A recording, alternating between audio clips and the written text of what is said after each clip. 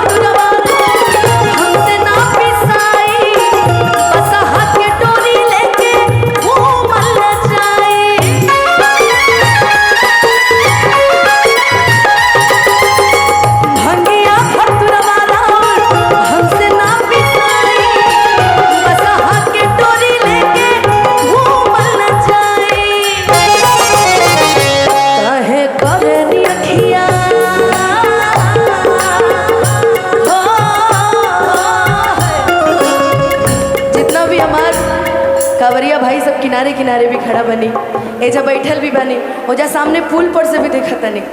तो हम चाहब कि जितना भी लोग बानी एजा रहुआ इतना अथाह भीड़ बा कि रहुआ एक बार ताली बजा दे तो मन मजा आ जाए, है ना। वाह, ऐसे ना जब हम गायम तब ऐसे थोड़े पता चलना चाहिए भाई कि बस्ती में सुड्डू भैया ने कल्लू जी और अनुपमा को बुलाया है ना। तो हम चाहब कि एक बार दोनों हाथ उठा के कि काहे करे नी अखिया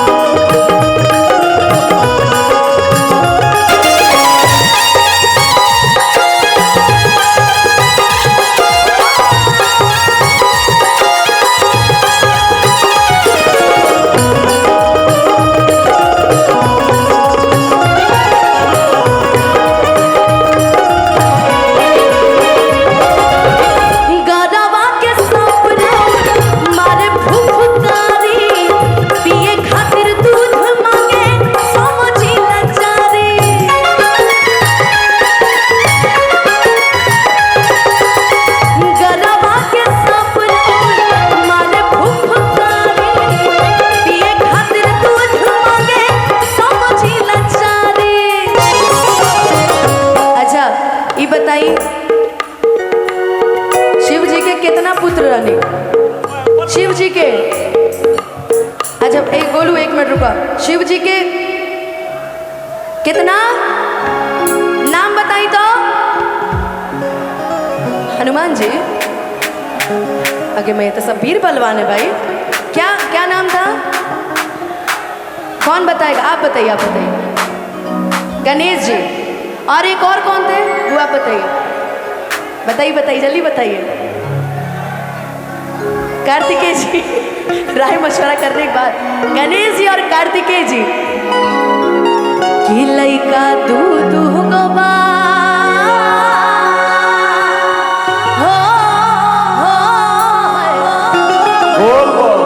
कि लइका दूध गोबा छोटे छोटे गणेश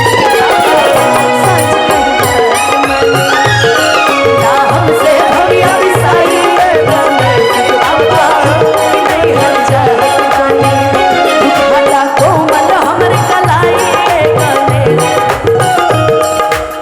जानता नहीं भैया आजाद भैया एजा गणेश जी के पापा की संख्या कम नहीं की, लेकिन ये जितना पापा बड़े सब पापी बड़े सब पापा नहीं की।